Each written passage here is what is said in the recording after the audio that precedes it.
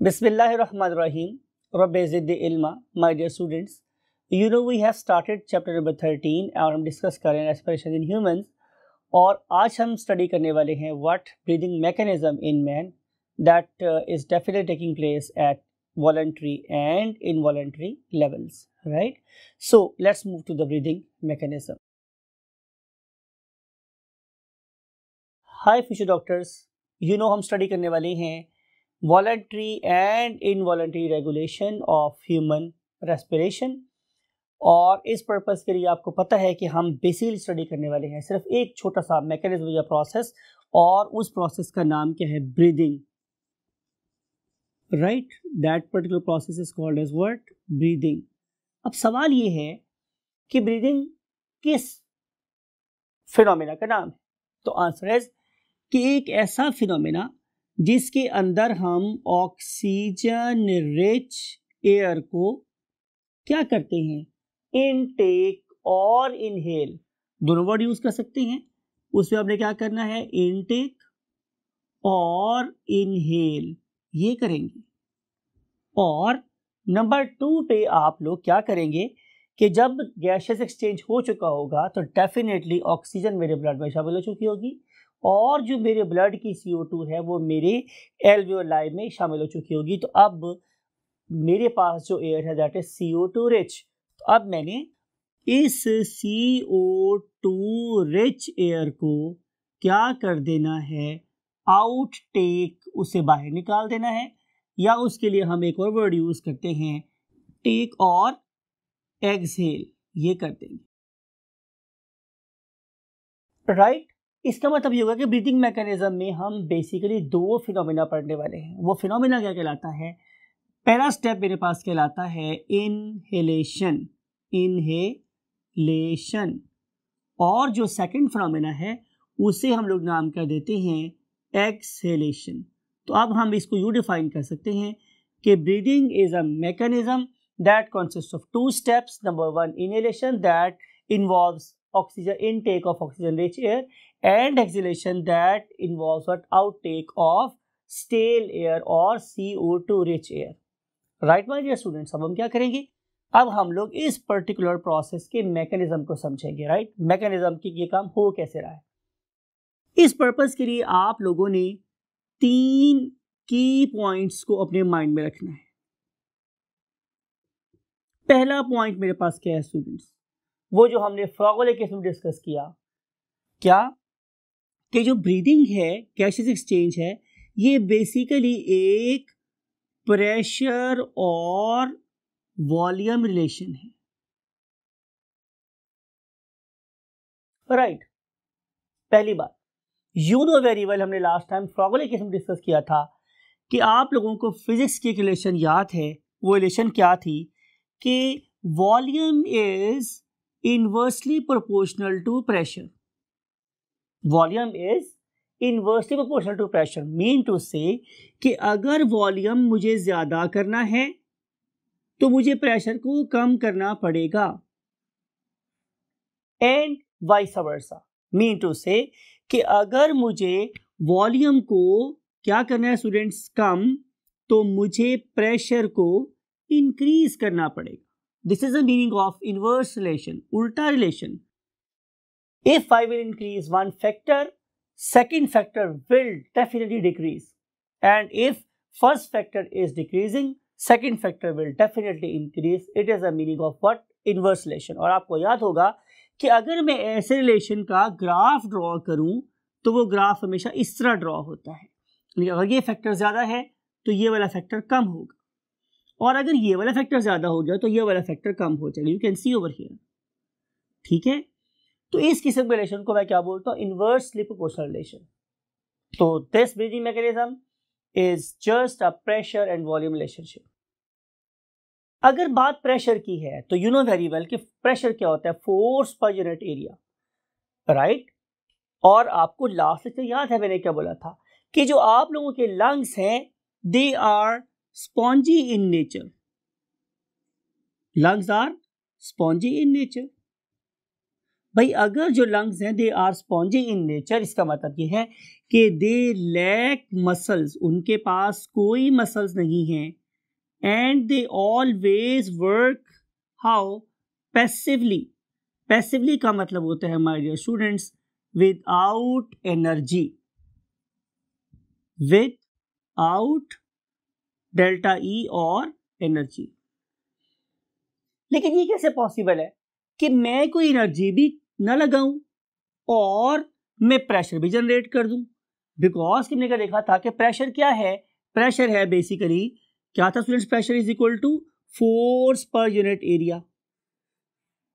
अगर मेरे पास फोर्स होगी तो प्रेशर जनरेट होगा, और अगर फोर्स नहीं है तो प्रेशर जनरेट नहीं होगा। तो फिर विदाउट एनर्जी मेरे लंग्स पैसिवली कैसे काम करते हैं, हमने ये अंडरस्टैंड करना है। और तीसरी बात, ये आपने बात याद रखनी है, मैं इसलिए आप लोगों को ये बात बार बार हैमर कर रहा हूँ आप लोगों के माइंड में, कि इस पर्टिकुलर वर्ड को आप ब्लॉक कर लें और इसके ऊपर एक स्टार भी डाल लें कि ये बहुत ही अहम सी बात है कि आप लोगों के लंग्स हमेशा पैसिवली काम करते हैं, उनके अपने पास कोई मसल नहीं है, राइट। फिर तीसरी बात ये है कि आप लोगों के लंग्स की जो साइड्स हैं, those are covered by ribs and intercostal muscles. Intercostals भी कह सकते हैं, जरूरी नहीं है कि आप मसल्स का वर्ड यूज करें, सिंपल इंटरकोस्टल्स भी वही मीनिंग देंगे। और तीसरी बात आपने क्या याद रखनी है स्टूडेंट्स, अब इस पॉइंट की बात जरा फोर्थ हो जाएगी, आपकी बुक में ये वाला पॉइंट नहीं लिखा हुआ, ये मैंने आपको समझाने के लिए लिखा है। तो उस लिहाज से तीसरा और वैसे चौथा पॉइंट ये है माय डियर स्टूडेंट्स के आप लोगों के थोरेसिक कैविटी की बेस, आप लोगों की थोरेसिक कैविटी की का जो फ्लोर है या बेस है, it is basically a muscular sheath.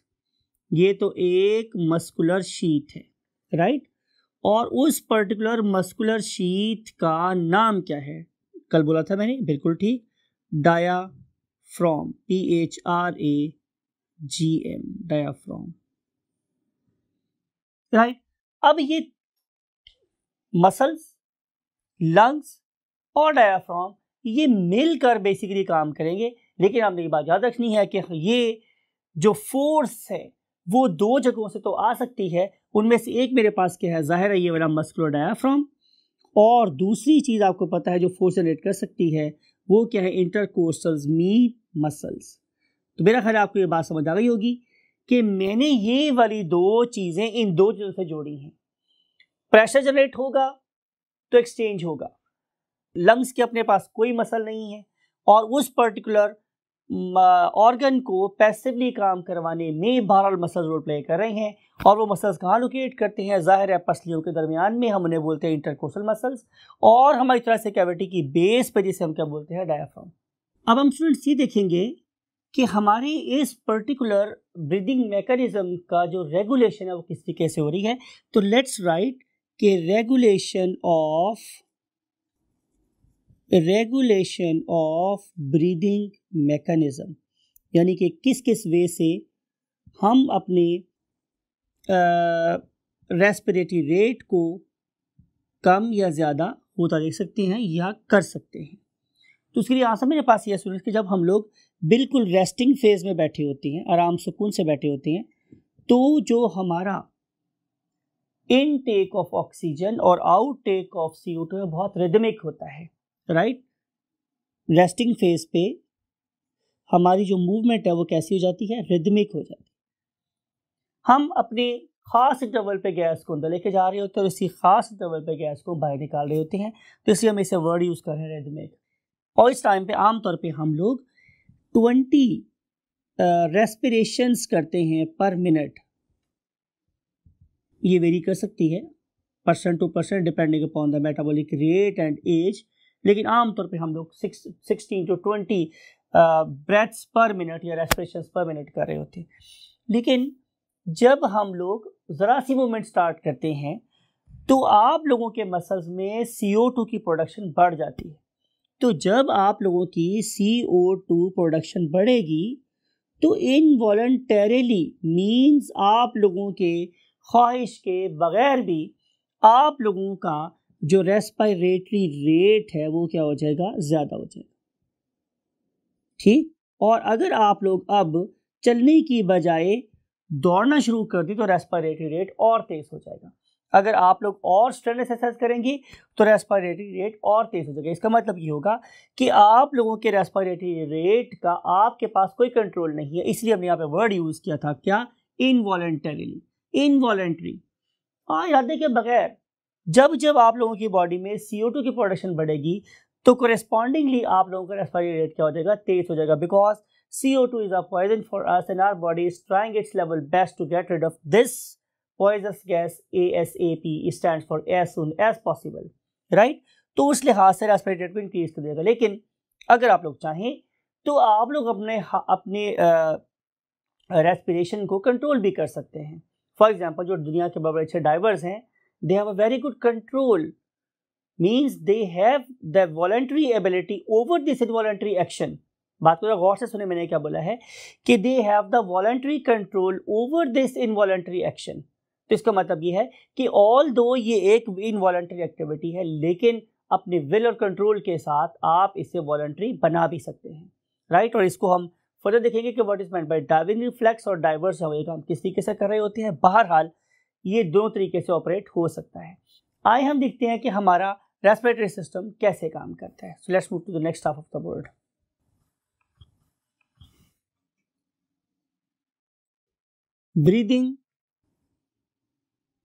Breathing mechanism.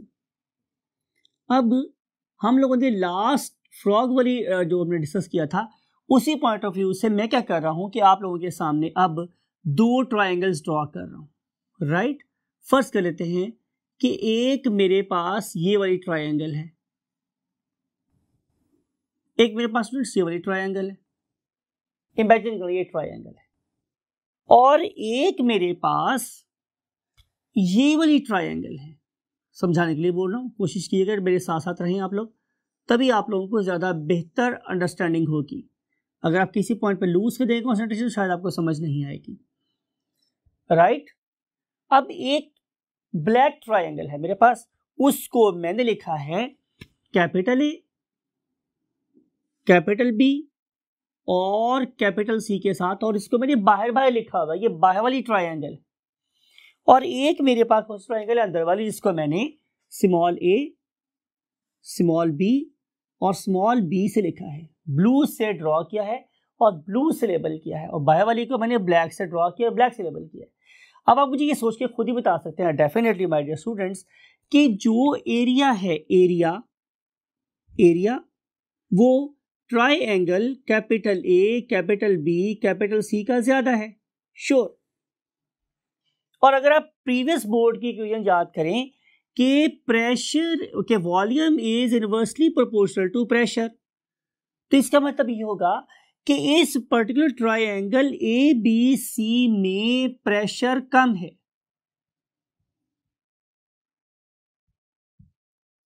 Right?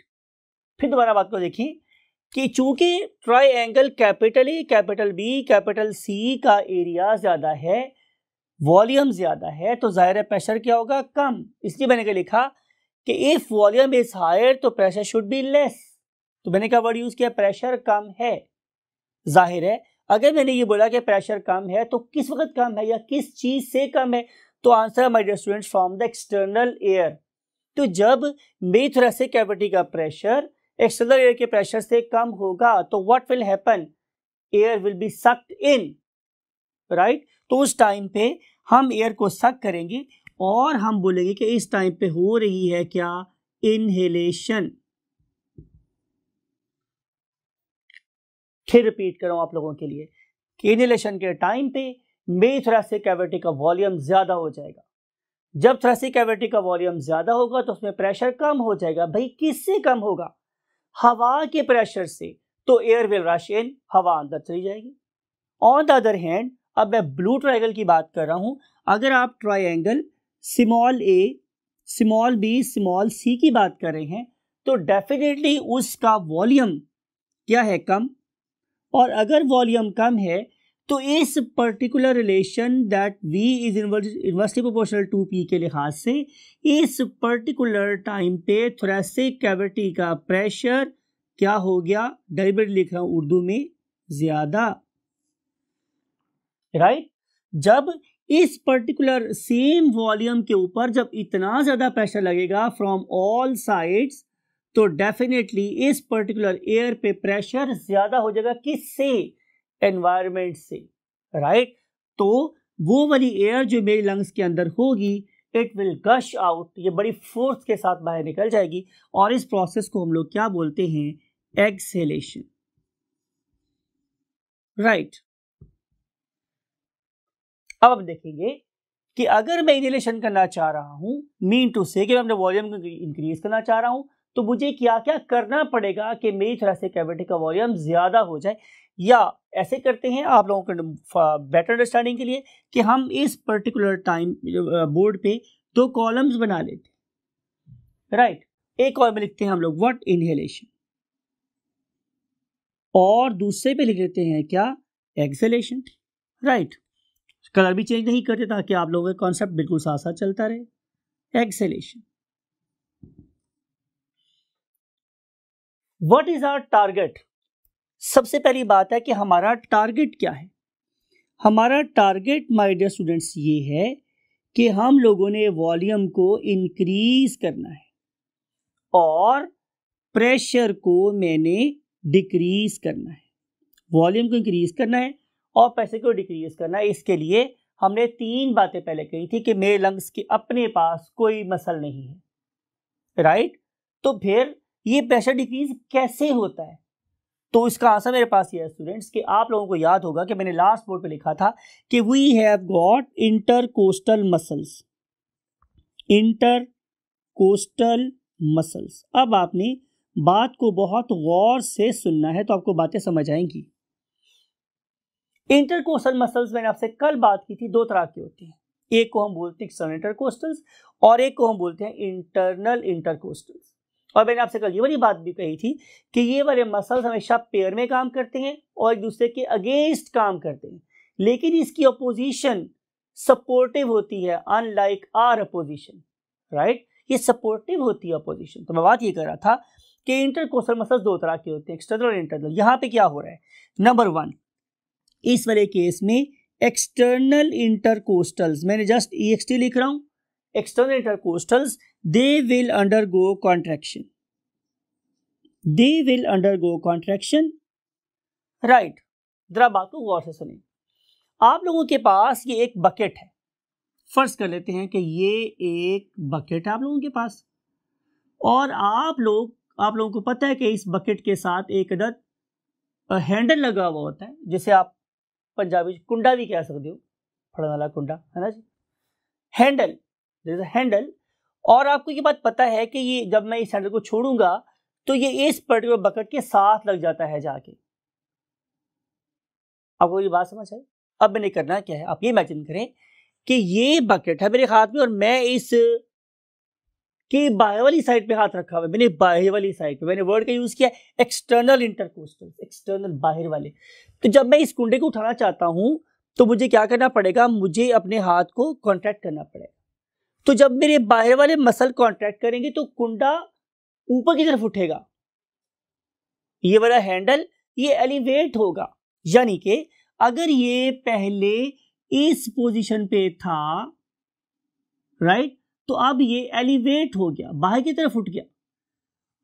तो जब एक्सटर्नल इंटरकोस्टल मसल्स कॉन्ट्रैक्ट करेंगे तो क्या होगा? आप लोगों की चेस्ट कैविटी की walls they will move upward and outward.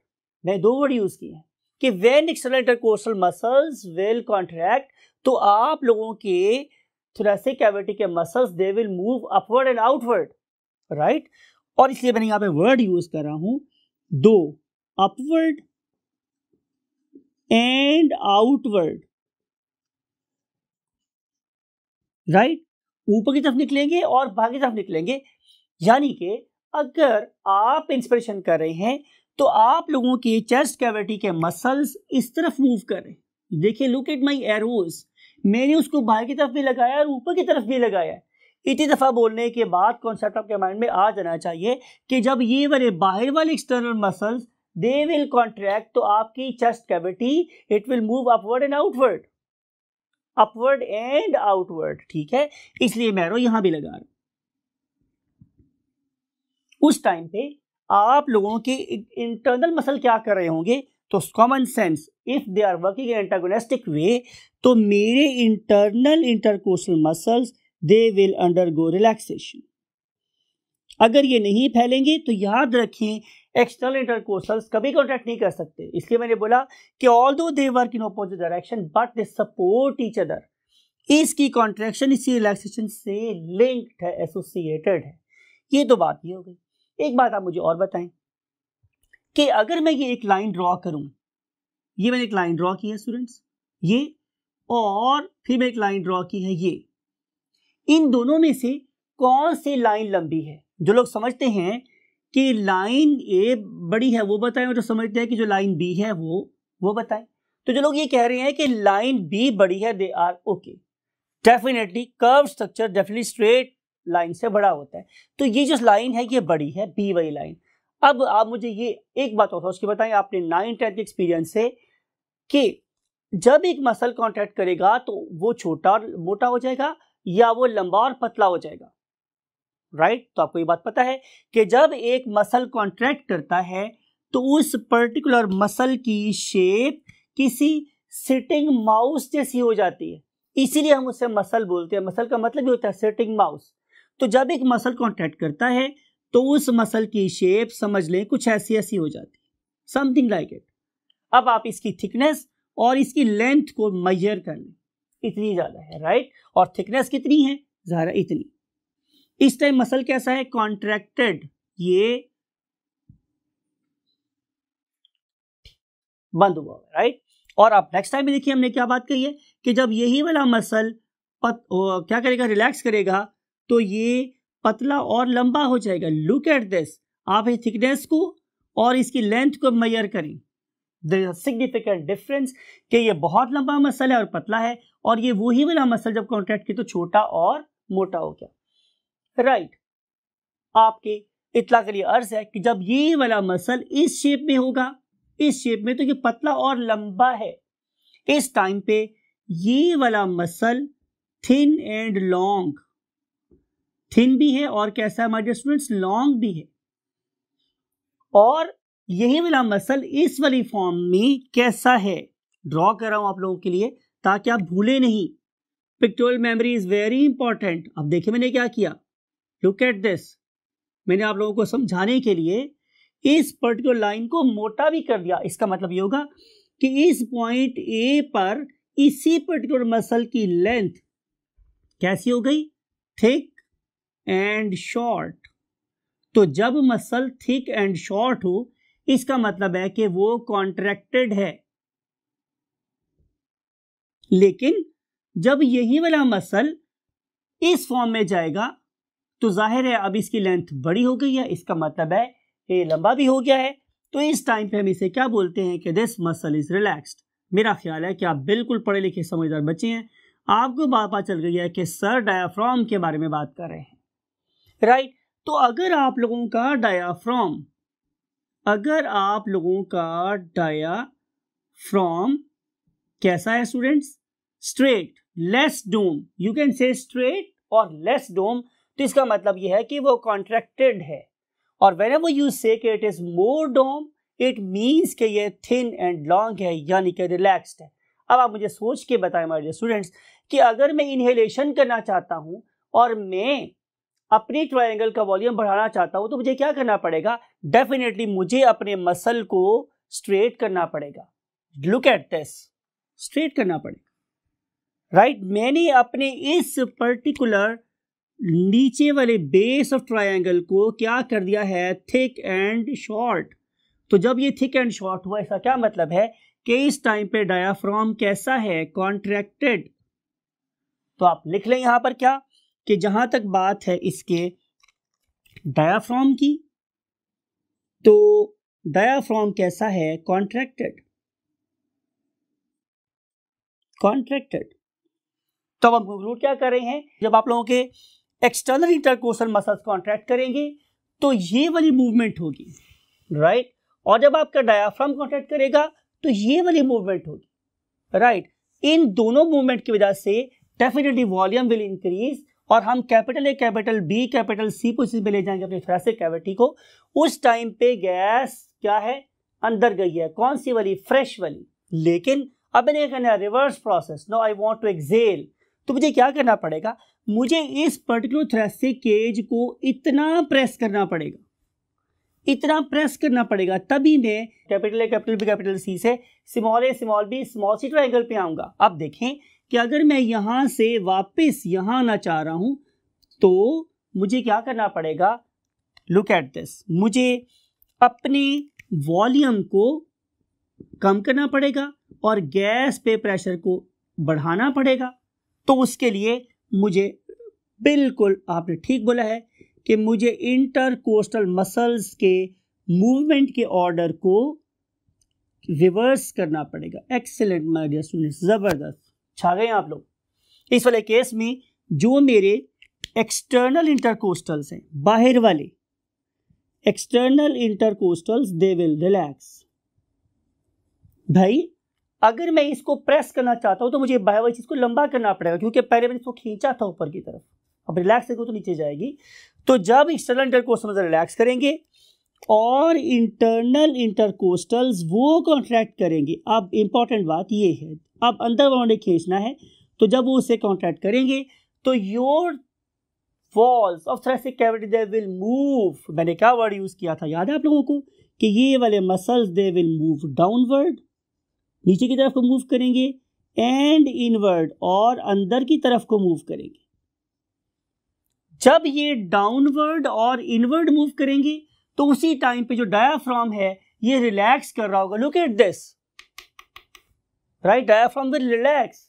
तो इस टाइम पे हम लिखेंगे क्या, कि जो हमारा डायाफ्राम है it is going to relax, और इस पर्टिकुलर एक्टिविटी के रिजल्ट में डेफिनेटली वॉल्यूम कम हो जाएगा, हमारी लंग्स के अंदर जो एयर है उस पर प्रेशर बढ़ जाएगा, so air will be gushed out, ये बाहर निकल जाएगी। ऑन द अदर हैंड, जब मैं इन पर्टिकुलर मसल्स को कॉन्ट्रैक्ट करूंगा, इसे भी कॉन्ट्रैक्ट करूंगा, अंदर वाले को रिलैक्स करूंगा, तो इनहेलेशन होगी, राइट। अब आज की आखिरी बात समझ लाइए कि ये जो मेरी ट्रायंगल है, मीन जो मेरे लंग्स हैं, इनके बाहर एक मेम्ब्रेन है, राइट, ड्रॉ करते हैं यहाँ पे प्रॉपर, ये एक मेम्ब्रेन है, समथिंग लाइक इट। इस पर्टिकुलर मेम्ब्रेन का नाम है प्लूरल मेम्ब्रेन, और प्लूरा बोलते हैं इसे, और जिस कैविटी में ये मेम्ब्रेन लाए करते हैं उसे हम बोलते हैं प्लूरल मेम्ब्रेन। सर अब बात को गौर से समझें, ये मेरे पास स्टूडेंट्स एक स्लाइड है, it is a one slide, और आप लोग क्या करें, इसके ऊपर एक वाटर का ड्रॉप डालें और इसके ऊपर आप एक और स्लाइड रख दें, राइट। इसके दरम्यान में क्या है, वाटर का ड्रॉप, जो ही आप इसको ऊपर रखेंगे तो ये वाटर का ड्रॉप इस पूरी जो दो स्लाइड्स है उसके दरम्यान में एक फिल्म की तरह फैल जाएगा, समथिंग लाइक इट। अब आप मुझे इन दो स्लाइड को जुदा करके दिखाएं, definitely you can never do it. Slide कर सकते हैं, इसे खींच जुदा नहीं कर सकते। ये वाली दो ग्लास की स्लैब्स इस वाटर के एक ड्रॉप की वजह से कैसे होती है, हमेशा चिपकी रहती हैं, राइट। अल्लाह रब्बुल इज्जत ने यही वाला फिनोमेना यहाँ पे भी यूज किया हुआ है कि एक सरफेस जो है वो आप लोगों की लंग्स की है और एक सरफेस किसकी है, फ्लोर मेम्ब्रेन की, इसके दरमियान में वाटर है, यहाँ पे वाटर है, और इस वाटर की वजह से ये वाली जो हमारे लंग्स हैं वो हमेशा मेरी प्लूरल कैविटी से चिपके हुए रहते, चाहे उस टाइम पे मेरी थोरेसिक कैविटी से अंदर मूव कर रही हूँ या थोरेसिक कैविटी की walls upward and outward move कर रही हूँ, ये वाले मसल्स हमेशा चिपके रहेंगे किसी बैग की तरह से। तो इसका मतलब ये होगा कि जब हमारी इंटरकोस्टल मसल डायाफ्राम कॉन्टैक्ट करेंगे तो air will be pushed, so air will come out. लेकिन जब ये फैलेंगे तो एक वैक्यूम क्रिएट होगा मेरे लंग्स के अंदर, और उस वैक्यूम की वजह से ये मेरे लंग्स फैलेंगे। तो आपको बात समझ आई होगी कि मेरे लंग्स अगर स्पंजी हैं, उनके अपने पास कोई मसल नहीं है, फिर भी वो इन्फ्लेट कैसे होते हैं और डिफ्लेट कैसे होते हैं। भाई डिफ्लेट तो हो गए प्रेशर की वजह से, इन्फ्लेट क्यों हो गए, क्योंकि अंदर से चिपके हुए हैं। जब कैविटी बाहर मूव करेगी तो लंग्स भी बाहर को फैलेंगे, तो एयर विल रश इन। तो ये था स्टूडेंट्स मेरे पास आज का लेक्चर, और इस लेक्चर में हम लोगों ने देखा कि हम कैसे वॉलंटरी कंट्रोल कर सकते हैं अपने रेस्पिरेटरी रिदम का, और रिदम कब तेज होता है और कब स्लो होता है ये हमने अंडरस्टैंड किया, और ये देखा कि हमारे इंटरकोस्टल मसल डायाफ्राम कैसे मेरे लंग्स की एक्सपेंशन और कॉन्ट्रैक्शन को पैसिवली कंट्रोल कर रहे हैं, राइट। इसकी इसी पर्टिकुलर सिस्टम के बारे में मजीद बातें आपसे करेंगे नेक्स्ट लेक्चर में। पर्टिकुलरली टॉपिक होगा एक्सचेंज ऑफ गैसेस। अपना बहुत ख्याल रखिएगा। Always try to study every subject on logical grounds. ये बिल्कुल लॉजिकल फिनोमेना है, किसको इसमें रट्टा नहीं है। अगर आप किसी भी बात को लॉजिकल ग्राउंड पर समझेंगे तो आपको रट्टा भी आसान लगेगा। अपना बहुत ख्याल रखिएगा, अपने पेरेंट्स का बहुत ख्याल रखिएगा, और अगर कभी दुआ करें तो हमें भी याद रखिएगा। अल्लाह हाफिज़। Bismillahirrahmanirrahim, my dear students. I am Shahzad Wahid and you know we have started chapter number 13 और आज हम डायरेक्ट एक एनिमेशन से अपने लेक्चर का स्टार्ट करने वाले हैं and that is pertaining to the respiratory distress syndrome. Right, आइए हम इनके बारे में एनिमेशन देखते हैं।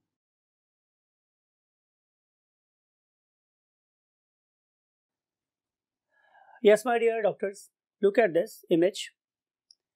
और इसमें आप लोगों को एक ऐसे बेबी का इमेज नज़र आ रहा है दैट इज़ नॉर्मल, मींस इसका जो गेस्टेशन पीरियड।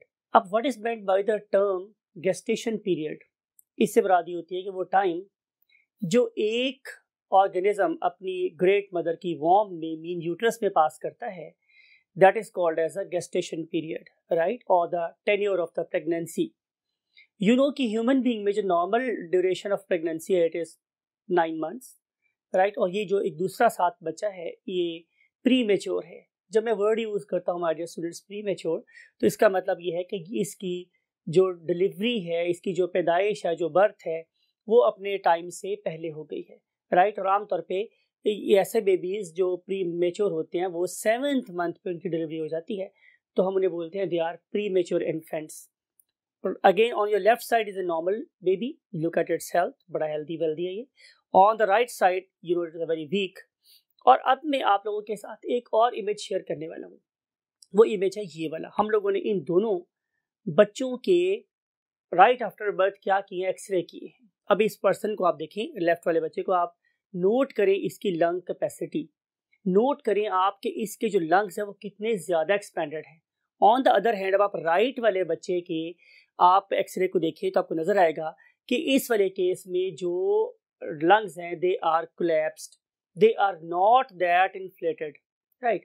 अब इस पर्टिकुलर बच्चे को जो ऑक्सीजन सप्लाई हो रही है that is definitely less than normal, और ये वाला बच्चा ब्लू हो जाता है, और इस किस्म के बच्चे को हम ब्लू बेबी भी कह सकते हैं। अब अगली बात हमने स्टूडेंट को देखनी है वो ये है कि आखिर ये जो पर्टिकुलर बच्चा है इसकी जो रेस्पिरेटरी डिजीज़ है इसको हम कहते क्या हैं। इस बच्चे को हम नाम देते हैं कि he is basically a syndrome and suffering from a disease that is known as RDS। RDS stands for respiratory distress syndrome, respiratory distress syndrome, right. और इस वाले केस में आप लोगों को अगर 2 या 3 प्रीवियस लेक्चर में से एक लेक्चर याद हो तो मैंने आपसे सर्फेक्टेंट की बात की थी, राइट। अब अगर आप लोग क्या देखेंगे, इस डायग्राम को देखें, इस पर्टिकुलर डायग्राम में आप लोगों को नजर आ रहा है कि हमने एक एल्वेओलाई को फोकस किया हुआ है, और इस एल्वेओलाई के साथ आप लोगों को एक सेक्रेटरी सेल नजर आ रहा है। इस सेक्रेटरी सेल को आप देखें तो ये सेक्रीट करता है, लिबरेट करता है अपने गोल्जी वेसिकल्स की एक प्रोडक्ट जिसे हम लोग क्या बोलते हैं, सर्फेक्टेंट। आपको याद होगा मैंने बोला था कि जैसे मुगलिया बिल्डिंग्स में आप लोगों को आर्चेस नजर आती हैं, और वो आर्चेस आपको याद है, मैंने लास्ट सेशन में डिस्कस भी किया था आप लोगों के साथ, तो जो आर्चेस हैं वो कई सदियों से उन ईंटों का बोझ उठा के बैठी हुई हैं जो उनके ऊपर लाई कर रही हैं, but they are not falling down.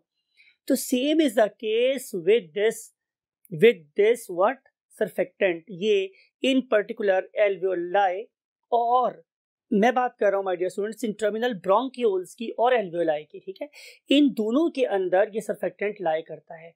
अगर मैं इस पर्टिकुलर सर्फेक्टेंट की कंपोजिशन की बात करूं तो ये बेसिकली क्या है, ये लिपिड्स हैं। अगर आप मेरे से मजीद फोकस होने की बात करेंगे तो मैं बात कहूँगा कि ये बेसिकली क्या है, फॉस्फोलिपिड्स हैं। और मेरा ख्याल है कि आप बहुत पढ़े लिखे और ज़हीन बच्चे हैं, आपको चैप्टर नंबर 2 में पढ़ा गया फॉस्फोलिपिड याद होगा, उसका नाम था लेसेथिन, राइट। यही लेसेथिन यहाँ पे भी काम कर रहा है। फिर इसके अलावा इसमें हमें बहुत सी प्रोटीन्स नजर आती हैं। ये lipoproteins rich proteinaceous fluid in particular membranes के अंदर वो ही काम कर रहा है जो आर्चेस काम करी थी मुगलिया बिल्डिंग के अंदर, और इसकी वजह से ये जो हमारे एल्वेलाई हैं वो कभी भी कोलैप्स नहीं होते। लेकिन आप इस पर्टिकुलर 7 माह के बच्चे को देखें तो आपको नजर आएगा कि इसके लंग्स क्या है, कोलैप्स कर रहे हैं, they are not facing the pressure. उसकी रीजन मेरे पास ये है कि जाहिर है इसके पास सर्फेक्टेंट नहीं बन रहा। अब जो सर्फेक्टेंट नहीं बनता माय डियर स्टूडेंट, तो right after birth with in 2 और 3 आवर्स यहाँ पे एक बड़ी ही खौफनाक किस्म की चीज आती है, और वो चीज ये है कि इसके अंदर प्रोड्यूस होती है हाइलाइन मेम्ब्रेन, और उस पर्टिकुलर हाइलाइन मेम्ब्रेन के बनने की वजह से इस पर्टिकुलर ऑर्गेनिज्म की ऑक्सीजन इनहेलेशन कैपेसिटी और जो सबसे अहम बात है कि CO2 को एक्सपेल करने की एबिलिटी क्या हुई है, 0 हो गई है, राइट। और इसकी वजह से अब इसके ब्लड के अंदर कार्बोक्सिया हो गया है, हाइपोक्सिया हो गया है। Whenever I use the term hypoxia, इसका मतलब है उसमें ऑक्सीजन कम है, और जब मैं बोलता हूँ हाइपर कार्बिया हो गया, इसका मतलब है कि उसके अंदर CO2 की कॉन्सेंट्रेशन ज़्यादा हो गई है, राइट। इसकी वजह से इस पर्टिकुलर जगह पे H2CO3 ज़्यादा प्रोड्यूस होता है, तो डिजीज हो जाती है एसिडोसिस। इन सारी चीज़ों की वजह से एक्सुडेट बनते हैं, प्रॉब्लम्स प्रोलिफरेट होती रहती हैं, और इवेंचुअली जाहिर है ये वाला बेबी एनर्जी ना होने की वजह से, if we want to make energy we have to have oxygen. जब इस ऑक्सीजन नहीं मिलेगी तो एनर्जी भी नहीं मिलेगी, और ये पर्टिकुलर बेबी दुनिया में से पास कर जाएगा। अब इसका हल हमारे पास क्या है?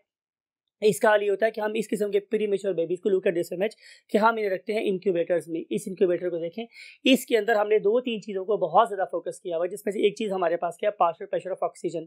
ऐसे बच्चे जिनके जो प्री मेच्योर होते हैं हम उन्हें इस पर्टिकुलर इंक्यूबेटर में रखते हैं, और उनके लंग्स को हम अंडर प्रेशर ऑक्सीजन दे रहे होते हैं, जिसकी वजह से वो हाइलाइन मेम्ब्रेन की प्रोडक्शन से बच जाते हैं और सर्वाइव कर जाते हैं, right.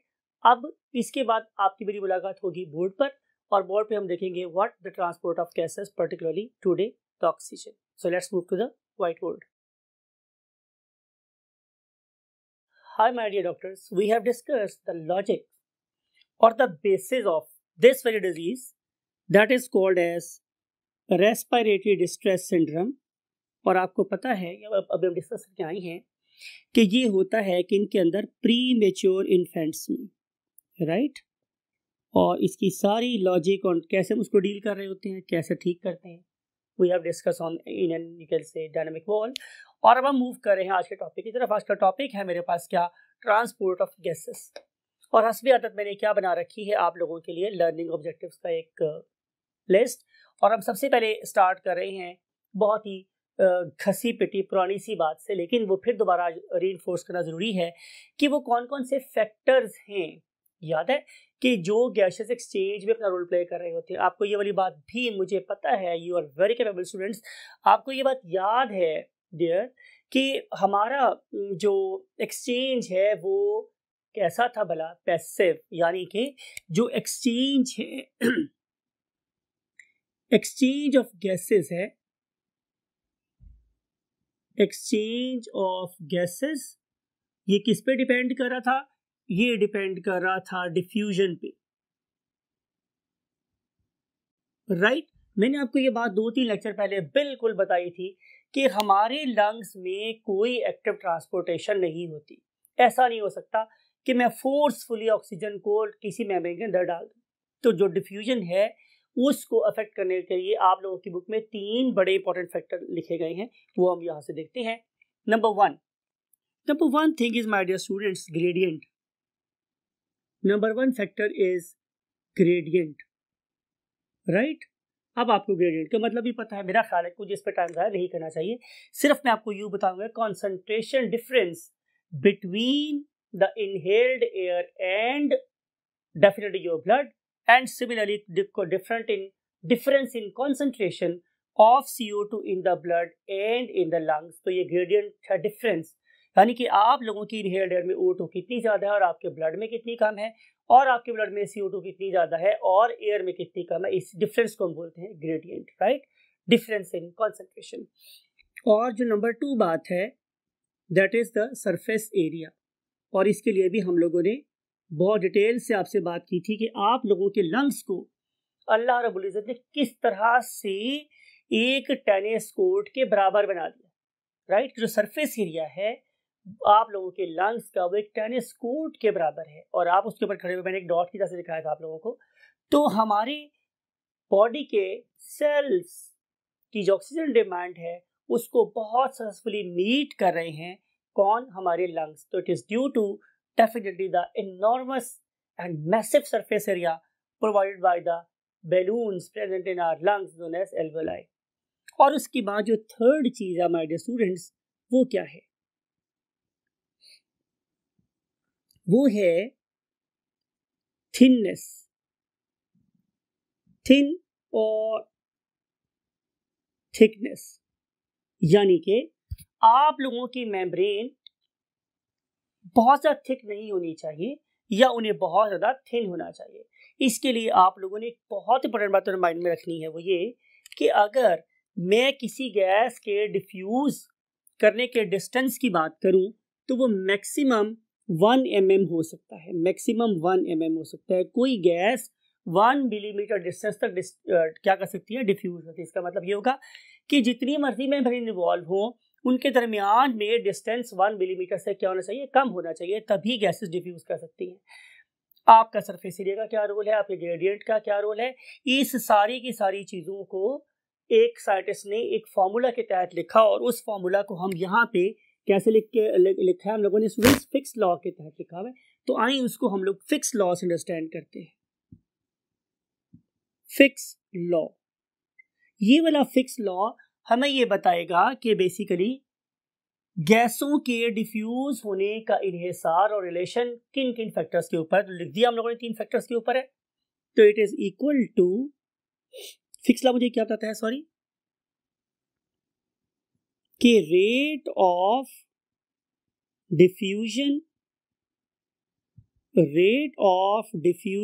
Of gases, it is directly proportional to, किसके डायरेक्टली प्रोपोर्शनल है स्टूडेंट्स? सरफेस एरिया के। भाई जाहिर है अगर सरफेस एरिया ज्यादा है तो गैसेस ज्यादा डिफ्यूज होंगी और अगर सरफेस एरिया कम हुआ तो गैसेस कम डिफ्यूज होंगी। और नंबर 2 मेरे पास क्या है? ग्रेडियंट।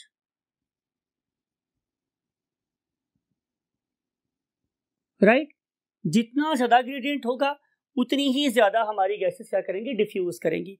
और जो थर्ड बात जो बड़ी खतरनाक है वो है थिकनेस, कि अगर आप लोगों की थिकनेस ज्यादा हुई मेम्ब्रेन्स की तो डिफ्यूजन का रेट कम होगा। लिहाजा ये वाला फैक्टर इस पर्टिकुलर रेट के इनवर्सली प्रोपोर्शनल है, लेकिन ये वाले 2 फैक्टर डायरेक्टली प्रोपोर्शनल है। यानी कि आप यूं भी कह सकते हैं कि अगर मैं इन 2 फैक्टर्स को मल्टीप्लाई कर दूं तो भी गलत नहीं है। राइट, सो हम कंक्लूड ये कर रहे हैं कि ये वाले 3 फैक्टर्स फिक्स ने अपने एक लॉ के तहत हमें बताए, और वो लॉ क्या था कि rate of diffusion of the gases is directly proportional to the surface area and gradient and it is inversely proportional to the thickness of the membranes. Right, thickness of the definitely membranes.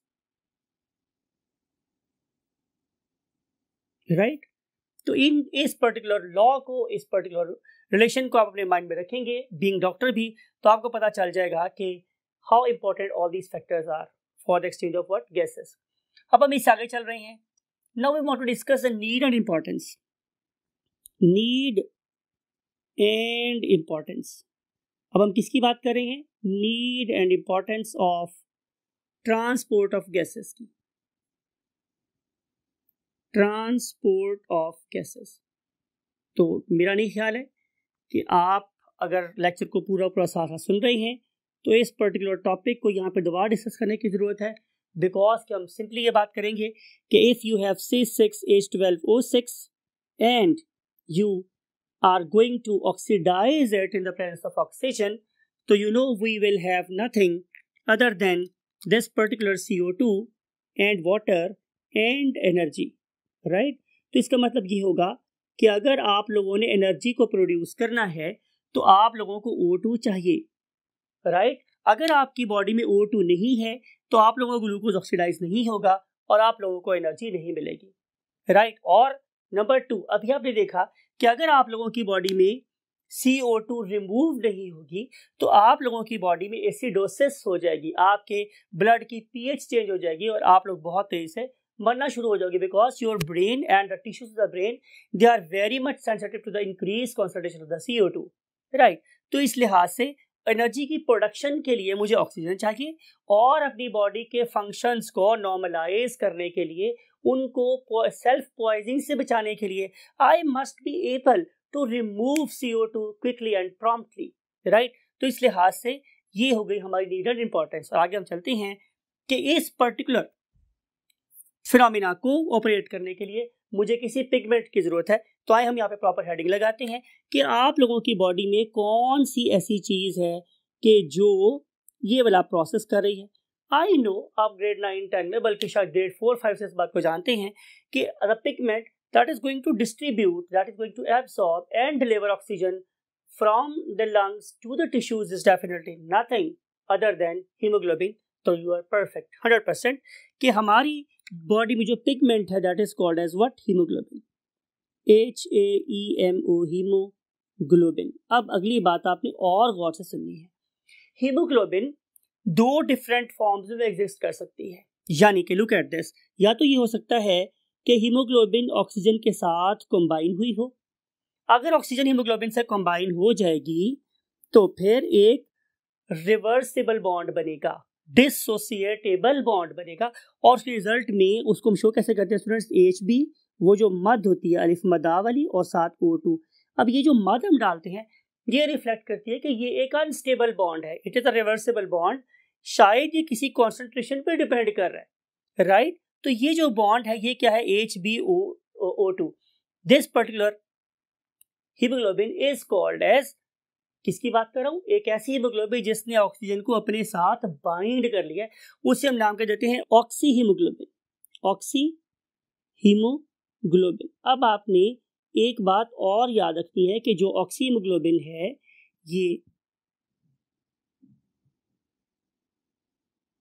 ये bright red in colour है, it is bright red in colour, जैसे कि मैंने आपको black board पे लिखा हुआ है। लेकिन दूसरी तरफ क्या हो सकता है कि जब ये वाली हीमोग्लोबिन ऑक्सीजन को लूज कर देगी, यानी कि जब हम ये वाला बॉन्ड ब्रेक कर दूंगा, HB लूज बॉन्ड O2 को मैं ब्रेक कर दूंगा, और उसके बाद क्या बन जाएगा स्टूडेंट्स मेरे पास? जाहिर है ये हीमोग्लोबिन नॉर्मल हो जाएगी, इट इज विदाउट ऑक्सीजन। अब देखिए मैंने डेलिबरेटली इस पर्टिकुलर हीमोग्लोबिन को ब्लू लिखा है और इसके साइडों पे मैंने ये रेड से शेड दे दिया है आप लोगों के लिए, राइट। इस पर्टिकुलर कॉम्बिनेशन को आप क्या समझ सकते हैं कि इट इज पर्पलिश रेड और purple red, purplish what red. तो हीमोग्लोबिन, मैंने आपको याद है लिखा था, एक सेंटेंस लिखा था, I am blue without you, यानी कि अगर मैं हीमोग्लोबिन हूं और मेरे साथ ऑक्सीजन कंबाइन नहीं हुई तो मैं ब्लू हो गया हूं, मैं पर्पलिश हो गया हूं। लेकिन अगर मैं हीमोग्लोबिन हूं और मेरे साथ ऑक्सीजन कंबाइन हो गई है तो मैं ब्राइट रेड हूं, right. So oxygen in oxy haemoglobin form कैसी है? ब्राइट रेड, और विदाउट ऑक्सीजन ये कैसी है? Purplish red. You got the point. अब हम चलते हैं इससे मजीद आगे और देखते हैं कि आखिर हीमोग्लोबिन का स्ट्रक्चर कैसा है और वो कैसे ऑक्सीजन को अपने साथ मिलाती है। तो इसके लिए हम मूव करेंगे इस पॉइंट के बाद, इस पॉइंट पर structure of haemoglobin. Let's move to the next half.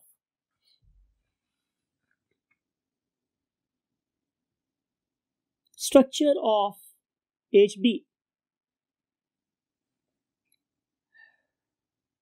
Yes my dear students, अगर मैं स्ट्रक्चर ऑफ हीमोग्लोबिन की बात करूं तो आपको इस बात का अंदाजा है कि जो हमारी हीमोग्लोबिन है ये 4 चेन्स पे कंसिस्ट करती है। अगेन मैं बोल रहा हूं कि आप चैप्टर नंबर 2 प्रोटीन्स का टॉपिक याद करें। मैंने आपको वहां पर ये बात बताई थी कि हीमोग्लोबिन की 4 चेन्स होती हैं, उनमें से हम 2 को अल्फा बोलते हैं और 2 को हम लोग बीटा चेन्स बोलते हैं, राइट। और आपको ये वाली बात भी याद है कि 2 अल्फा चेन में 141 और 141 चेन्स थी और यहाँ पे 146 अमीनो एसिड्स थे। अब ये जो दो अल्फा चेन्स हैं और 2 बीटा चेन्स हैं, आपको याद है कि ये एक क्वार्टरनरी स्ट्रक्चर बनाती थी। They were assembled together to make a quaternary structure.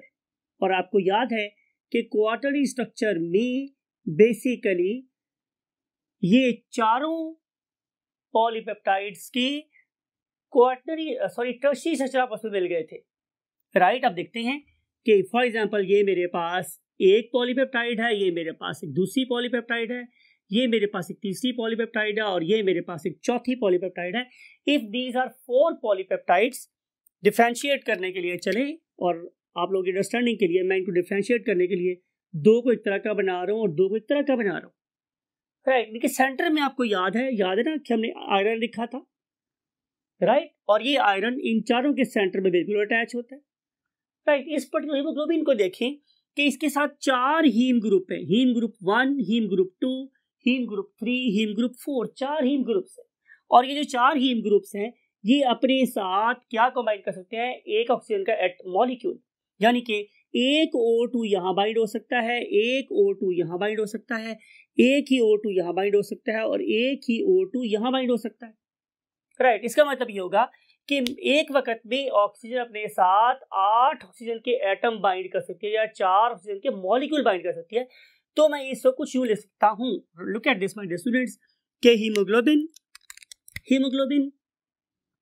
Can combine with 4O2, can combine with what, 4O2, और इसके रिजल्ट में मेरे पास HBO8 बन जाएगा। लेकिन माय डियर स्टूडेंट्स, हम आमतौर पर इस रिलेशन को ऐसे लिखते नहीं है। हम लोग क्या लिखते हैं, हम सीधे लिखते हैं कि Hb plus O2 it gives us HbO2 simply. लेकिन ये जो ऊपर वाली इक्वेशन है ये आपको बताएगी एक हीमोग्लोबिन का मॉलिक्यूल अपने साथ कितने ऑक्सीजन के एटम्स को साथ लेके जा सकते हैं। तो आंसर इज 8, राइट। अब हम इससे बात आगे चलते हैं। अब ये जो मेरे पास ट्रांसपोर्टेशन है, मीन्स ये जैसे मैंने बोला था कि मेरे से डिसोसिएटेबल बॉन्ड है, तो देखेंगे ये कि ये बॉन्ड कहाँ बनता है और कैसे बनता है। तो इसका आंसर है जस्ट वर्किंग ऑफ हीमोग्लोबिन। हमारी हीमोग्लोबिन काम कैसे कर रही होती है, वर्किंग ऑफ Hb। तो इसका सिंपल आंसर स्टूडेंट्स मेरे पास ये है कि ये रिएक्शन जो भी हमने लिखा है ऊपर Hb plus O2 it gives us Hb loose bond O2, और अब यहाँ लगाते क्या हैं, बाई डायरेक्शनल एरो, ऐसा मीन्स के डिसोसिएटेबल है। ये वाला बॉन्ड कहाँ बनेगा, तो आंसर है ये वाला बॉन्ड बनेगा हमारे लंग्स में।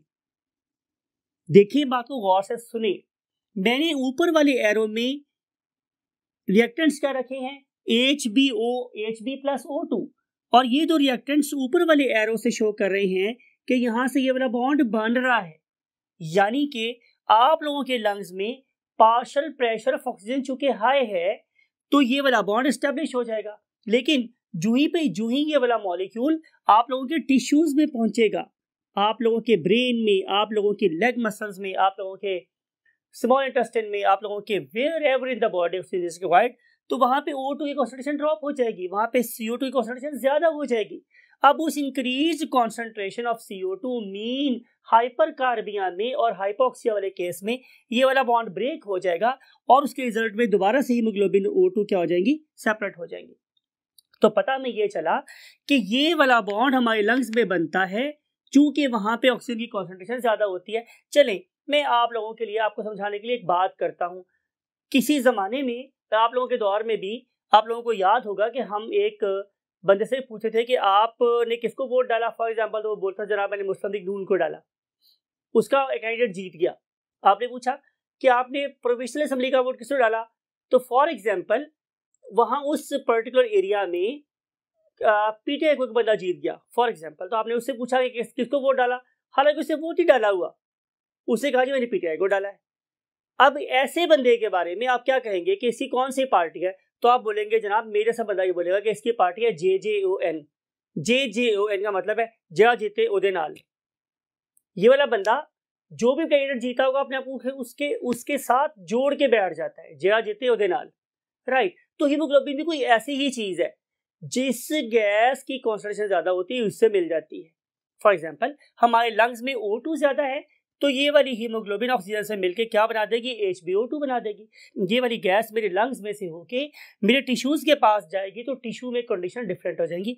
अब O2 कम है, CO2 ज्यादा है, तो क्या होगा, ये वाला बॉन्ड ब्रेक हो जाएगा और अब हीमोग्लोबिन ऑक्सीजन से नाता तोड़ लेगी और CO2 से नाता जोड़ लेगी। इसलिए मैं हीमोग्लोबिन की पार्टी क्या कहता हूँ, JJON मीन्स जया जिते ओदे नाल। आपको बात समझ आ गई। अब हम चलते हैं मजीद आगे। अब हम देखेंगे स्टूडेंट्स ये कि what are the basically oxygen carrying capacities of the haemoglobin.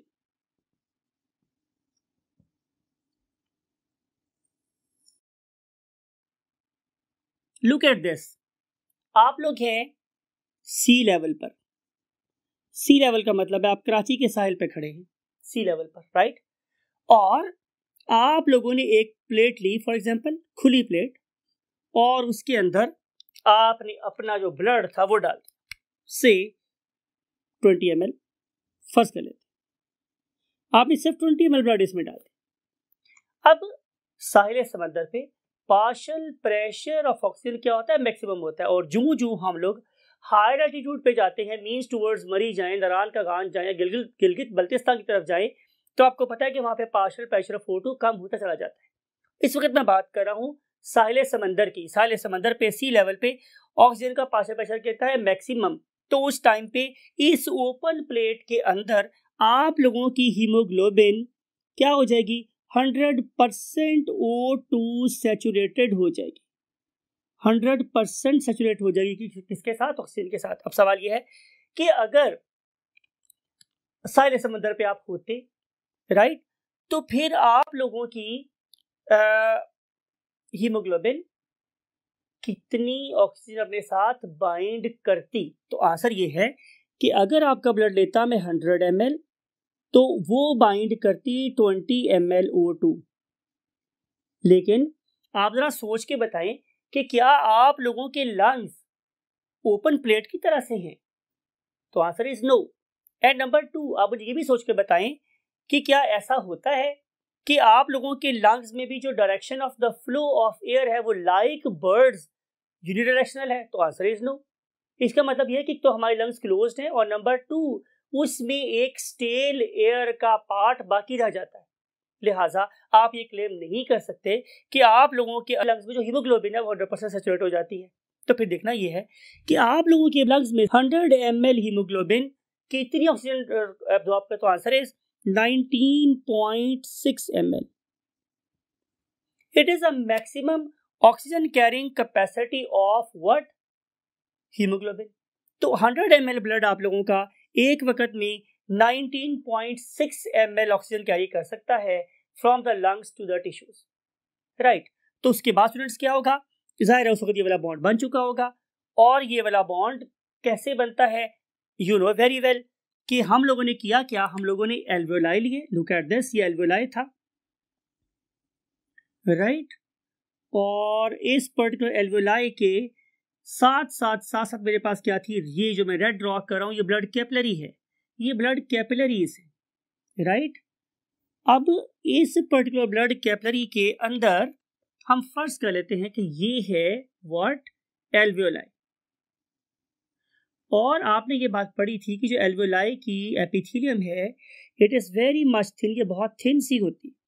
और अगर मैं आप लोगों से इसकी थिकनेस की बात करूं तो ये जस्ट 1 सेल थिक होती, it is just 1 cell thick.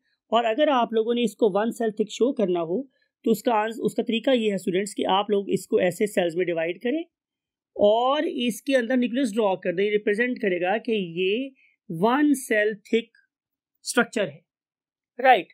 और अगर आप इस पे शो करना चाहते हैं कि यहाँ पे सरफेक्टेंट है तो आप यहाँ पे ये वाली डायग्राम शो कर सकते हैं जो रिप्रेजेंट करिए कि ये फॉस्फोलिपिड है, those are basically lining what, the inner surface of what, एल्वेओलस।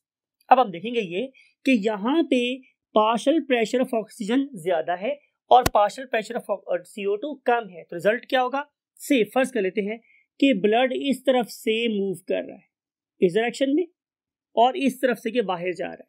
यानी कि अगर आपको ये वाली बात समझाई जाए कि ये पल्मोनरी आर्टरी की एक छोटी सी ब्रांच है, और आपको ये बात पता है कि pulmonary artery is the only artery that bears deoxygenated blood, उसमें ऑक्सीजन की कॉन्सेंट्रेशन कम होती है, ये ओनली आर्टरी है। तो जाहिर है यहाँ पे क्या होगा कि आहिस्ता आहिस्ता आहिस्ता आहिस्ता ये वाला ब्लड CO2 को लूज करेगा, ठीक है, CO2 को क्या करेगा, लूज करेगा, CO2 को लूज करता चला जाएगा और during this course it will absorb oxygen और ये O2 को एब्जॉर्ब करता चला जाएगा, right. So O2 is joining the capillaries and CO2 is leaving the blood capillaries.